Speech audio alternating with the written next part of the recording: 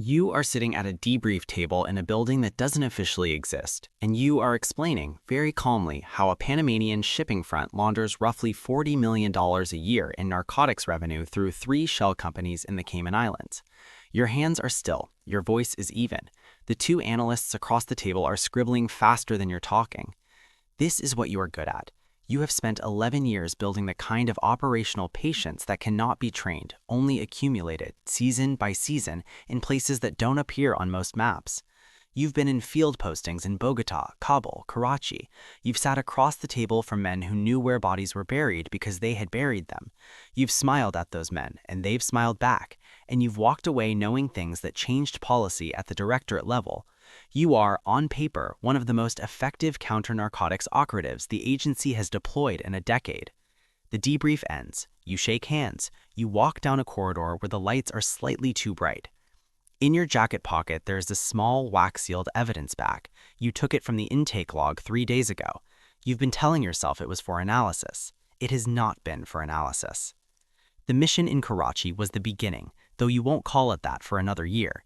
The operation ran 18 months, and for the final 4, you were embedded deep enough that sleeping in safe houses was the optimistic version. The stress was a specific kind that civilian language doesn't have a word for, the kind where your nervous system forgets what baseline feels like, where you start doing math on probabilities before you walk into a room and the math never fully switches off. A contact you'd cultivated for 8 months offered you something at a handoff meeting. You said no. You said no twice. The 3rd time wasn't really different from the first 2, except that you were on day 4 of no sleep and your hands hadn't stopped shaking for 6 hours, and the thing he offered was already in your hand. You told yourself it was 1 time. You have since learned that 1 time is the most expensive sentence in the English language. Back stateside, the compound sits at the edge of a Virginia suburb. Your wife, Elena, makes coffee in the mornings and asks how you slept. You say fine. Your daughter, Maya, is 7, and she has recently decided that the word actually belongs in every sentence. You sit at the kitchen table and listen to her explain, actually, why the school cafeteria's approach to pizza is deeply flawed, and you feel something that is almost peace. Almost. The withdrawal doesn't have a name in your personnel file because you've been meticulous about keeping it out of your personnel file. You know exactly how the CIA's psychological evaluation process works.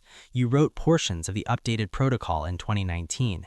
You know what the evaluators are looking for, what language triggers flags, what answer patterns suggest compartmentalization of personal information rather than professional discipline. You are one of the few people in the building who knows precisely how to pass every test while failing every test. Thomas is your handler on the domestic counter-narcotics desk. He's been with the agency longer than you, and he has a quality that is increasingly rare in the building. He believes what he's told. Not naively. Thomas is sharp, sharper than people give him credit for, but he believes in you specifically because you've given him every reason to. 11 years of results, 11 years of classified commendations. He tells you over lunch in the cafeteria that smells of bad coffee and carpet cleaner that your name is being discussed for a senior ops role in the Latin American division, the kind of role that is a career capstone. You eat your sandwich and say, "That's good to hear." You are 3 days from running out of the stash you brought back in a diplomatic pouch. Your brain is doing the math. The first time you use an asset to source supply feels like the worst thing you've ever done. It isn't. That's the part you'll understand only later, that the worst thing exists further down a line that once started has no friction.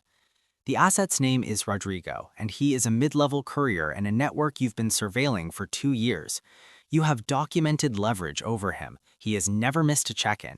He is, by every metric in your files, completely controlled. You meet him in a parking garage in Arlington, and you make clear with a precision that leaves no room for interpretation that this conversation does not exist. Rodrigo is not stupid. He's been on the wrong end of CIA leverage long enough to understand that cooperation is the only geometry that keeps him intact. He asks no questions. You ask him for one contact name and tell him the channel to use. You tell yourself this is temporary. You tell yourself you'll stop after the next deployment, after the stress normalizes, after the Latin America roll comes through and you're behind a desk and the operational pressure lifts. You've built an argument that holds up as long as you only argue with yourself. Here is the structural fact you will not look at directly. The same operational training that made you one of the CIA's most effective counter-narcotics officers has now made you one of its most competent drug users. You understand supply chains. You understand how money moves without leaving fingerprints. You understand how to document a meeting that didn't happen and fabricate a plausible trail for where you actually were. You understand that the agency's internal security monitoring follows predictable patterns, and you know those patterns because you helped design two of them. You are a counterintelligence risk who understands counterintelligence risk. You are the threat the protocols were built for, and you are also the architect of the protocols. Over the next 6 months, the acquisition becomes systematized. You rotate sources so no single asset sees enough to understand what they're participating in. You use cover identities, maintained for legitimate operational purposes, to make purchases that your real name will never touch. You time your usage around the agency's random screening calendar, which you access through your security clearance. You know which field medical officers are thorough and which ones are processing too many cases to look closely. You know which colleagues ask questions and which ones accept the standard deflection. The reasoning is almost elegant if you don't look at it too hard. You tell yourself you are still the same person. This is technically true the way it is technically true that a building is still standing when only the facade remains. Thomas calls you one afternoon in February. He says the Latin America role has moved to final review and that your name is the only name on the shortlist. He says he's proud of you, and the word lands strangely, not wrong exactly, but from a distance, like something said through glass. He asks how Elena and Maya are doing. You tell him fine, fine. You have become, over the past year, a person for whom the word fine is doing a very large amount of structural work. You hang up and sit with the phone in your hand for a while. Thomas has covered for you 3 times without knowing he was covering for anything. A missed meeting he attributed to a scheduling error you didn't create, a file discrepancy he resolved in your favor because your explanation was coherent and your record was impeccable. A question from the security office about an anomalous financial flag that he answered on your behalf because he didn't think it needed to bother you. He doesn't know. That not knowing is the most expensive thing he has ever given you. The morning it comes apart is unremarkable in its mechanics. A new security officer, 2 months in the building, young enough to not yet know which corners the agency traditionally permits people to cut, runs a cross-reference audit on cover identity usage against the duty log. It's a routine procedural check. Routine checks are what the training says you should fear more than targeted investigations, because routine checks don't need a reason to find something. They find things without needing one. He brings the discrepancy to his supervisor. His supervisor brings it to the Inspector General's office. You are in a parking garage in Bethesda when your phone shows a message from an internal number that means the thing you have been managing for a year and a half with the full weight of your professional expertise has stopped being manageable. Something breaks inside you. Not the fear, not the calculation, something older than either of those. The part that remembered standing in the debrief room with your hands still and your voice even. The part that believed what it was doing mattered. The part that had not yet become purely instrumental. It breaks with a sound you will later describe to no one as something like relief. You have 2 hours before the meeting they've requested becomes mandatory. You spend 40 minutes writing a full operational disclosure. Names, dates, methods, sources. Every asset you corrupted, every protocol you exploited, every channel you used against the purpose it was designed to serve. You write it with the same precision you've applied to everything else. You include the specific security gaps your conduct exposed. You include what should be patched. You send it.